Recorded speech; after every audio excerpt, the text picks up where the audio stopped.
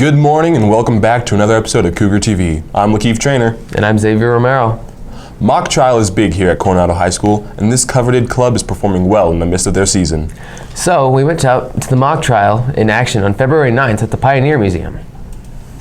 My name is Catherine Kelly. I'm a senior and I've been doing mock trial for 4 years. Well, we just got done with regionals and we took second place, so we're preparing for state because we think that we have a pretty good chance of winning this year. We swept all the ballots in regionals, and so we're just going to try our best at state. Well, as someone who used to be really shy, I've learned a lot about public speaking and how not to be afraid of talking to people that you don't know, and then just kind of how to improvise and think on your feet when you're on the stand and people are asking you questions that you might not have prepared for. Hi, I'm Sierra, and I'm a freshman here at Coronado, and I've been in mock trial for 1 year. Well, I wanted to join mock trial because I love speech and debate, and I knew this was similar, and I also could see myself going into the law profession in the future, so I wanted to kind of see what it's like to be in a trial. Well, I enjoy that. I'm an attorney in mock trial, or I was this season, so I enjoy the feeling that I get when I'm talking to the witnesses and when I'm introducing evidence, because it gives a great deal of confidence. Well, I think I've certainly gained a lot more confidence by being in mock trial. Also, I think I've gained a sort of respect for the law system itself, because I always thought that lawyers had a very simple job, and now looking at it, it's very complicated, and I can see why law school takes so long. Those were some awesome courtroom skills from our mock trialers.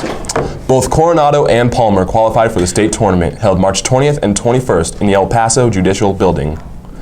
Along with mock trial, slam poetry is also heating up. I hear tell that they're in competitions. Last week, slam poetry met in the library at 6 o'clock p.m. on Tuesday, February 9th. Well, what are we waiting for? Let's go see what Mr. Hartman planned for his Padawans. The best magic is secret. Quiet lightning deep in the middle of your chest. You can't see it, but it's here. So hi, my name is Mr. Hartman, and Cougar TV has asked me to give an update on how slam poetry is progressing and changing here at Coronado School. So anyway, we started out the year with doing open events to the school just to get kids excited about slam poetry, to figure out what it was about, to work with professional poets and write their own poetry. Last month, Coronado High School hosted an all-day workshop which involved 40 students from Coronado High School and over 200 students from all 5 site schools, high schools in the district, coming together to work for an entire day to work on poetry. That was to get students in the district ready for the upcoming competition season, which is now. Reflection becomes protagonist and the original a voyeur. What is happening on the outside is still technically real time, but the universes within are now the only recognizable reality. Wow. Slam poetry has some great performers and a good teacher as well. On February 9th, slam poetry had a qualifying round. The Cougars that made the cut are Chloe Lewis, Sarah Gavsey, Robert Dawkins, Jasmine Bruce, Nikki Partlow, Ollie Vaughn, and yours truly.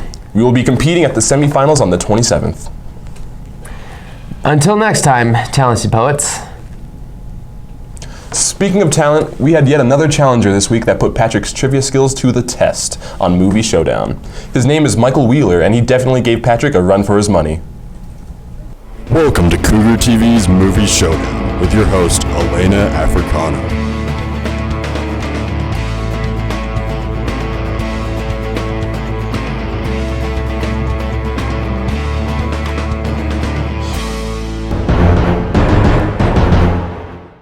In Snow White and the Seven Dwarfs, who owns the magic mirror? Patrick. The evil queen. Correct. What does Woody from Toy Story have written on his boot? Andy. Correct. How is the arena in the 75th Hunger Games designed? Like a clock. Correct. Which poisonous berries result in death if eaten by tributes? Lilac. Correct.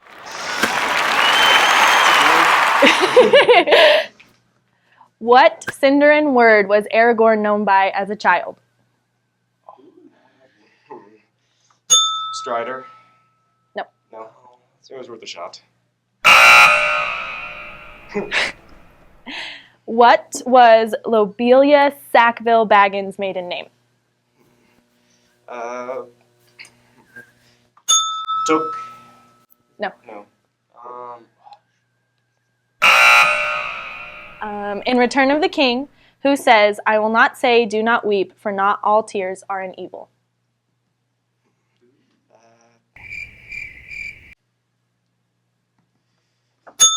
Michael. Aragorn? No. Gandalf. Yes.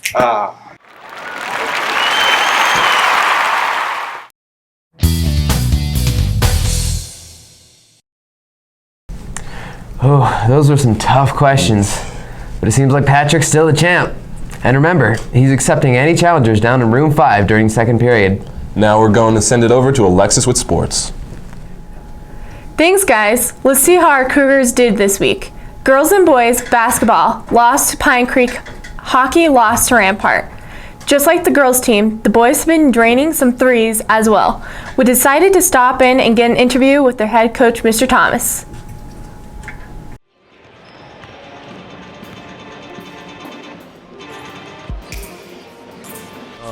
This year's been a great year. Results necessarily haven't shown in wins and losses, but anybody who's been coming to games from the beginning of the year to the end of the year have definitely seen there's been drastic improvement. It's been a lot of fun. I've been very blessed with good student athletes that have been working hard and want to continually get better. Good administrative support, good support from staff. And good support from the student body, and I've really enjoyed seeing, as the year's gone on, just the improvement and more people coming to games, more people being excited about what we're trying to accomplish here, not just this year, but in the long run.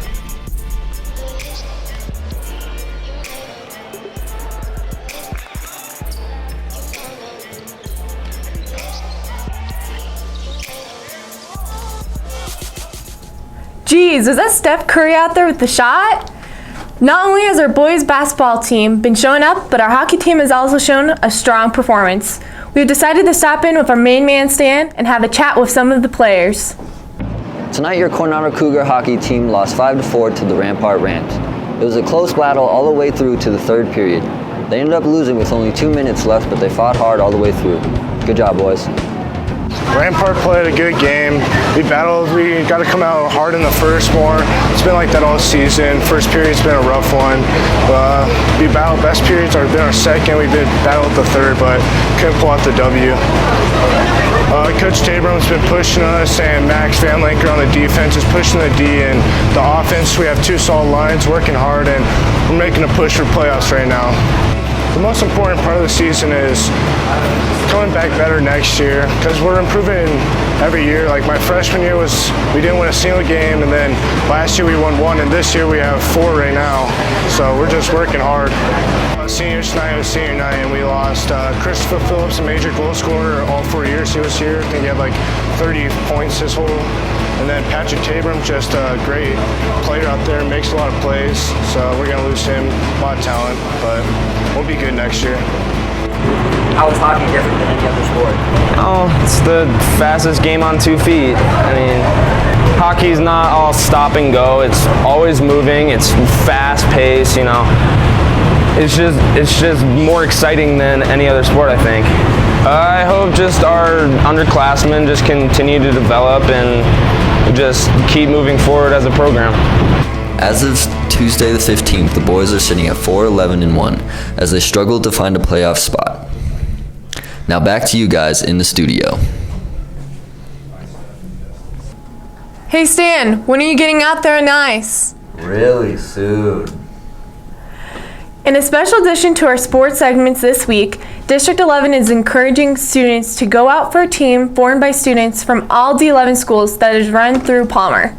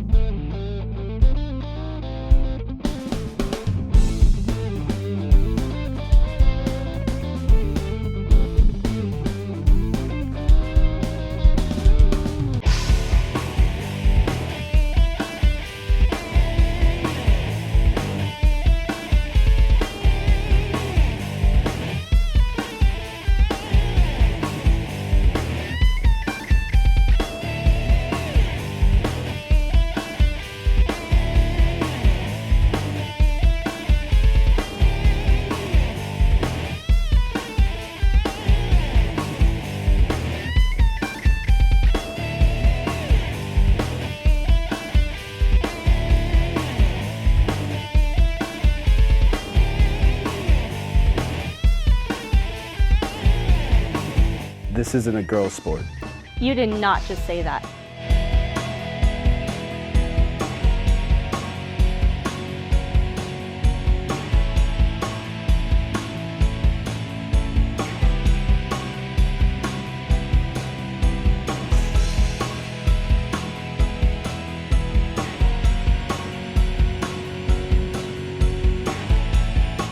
Interested? Come join us on the field.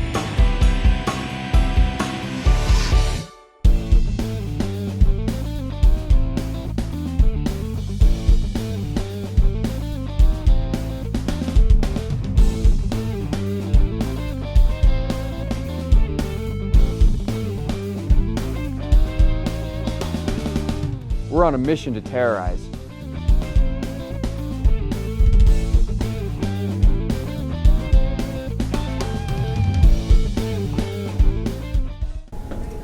Well, that's it for sports. Now let's head back to our anchors for some more Cougar news. Well, Lakeith, we have yet another group of students getting involved in showing off their skills. The students are part of the Reliquary Club, and together they put together your favorite art magazine, The Reliquary. We decided to send some of our own to seek out these young artists and organizers.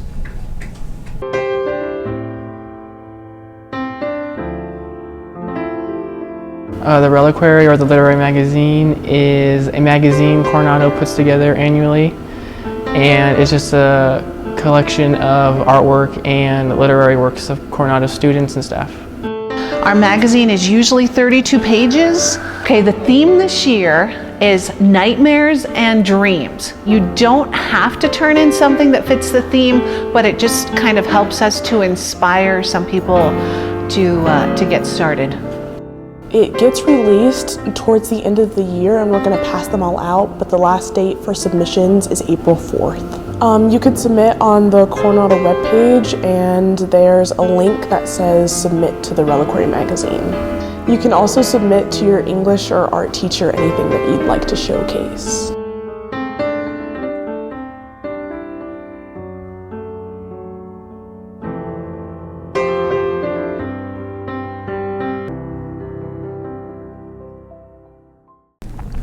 Such great art. It seems Coronado is growing more artistic by the day.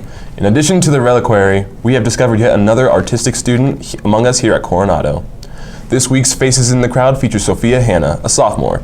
She is an artist, runs her own Etsy store, and teaches art. You can see her around school or when she interns at the school called the Modbo and SPQR. She works on her art whenever she can, and especially during her studio time.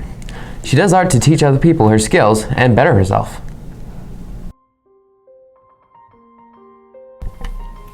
Hi, I'm Sophia Hanna, and I'm a sophomore at Coronado, and I'm an artist.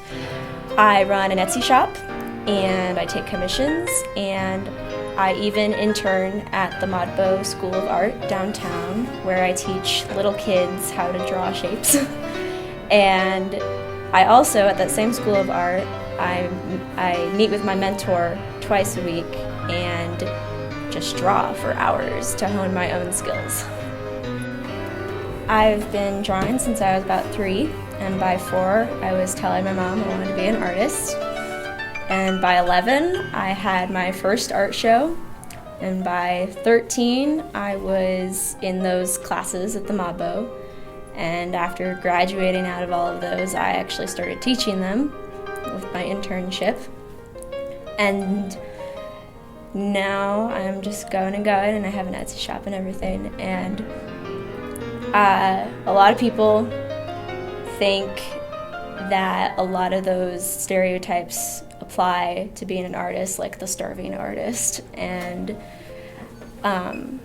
usually, though, I'm able to get past that kind of negativity with all the inspiration I have around me. I even have a muse right now, one of my friends, Zoe, who I just want to paint all the time.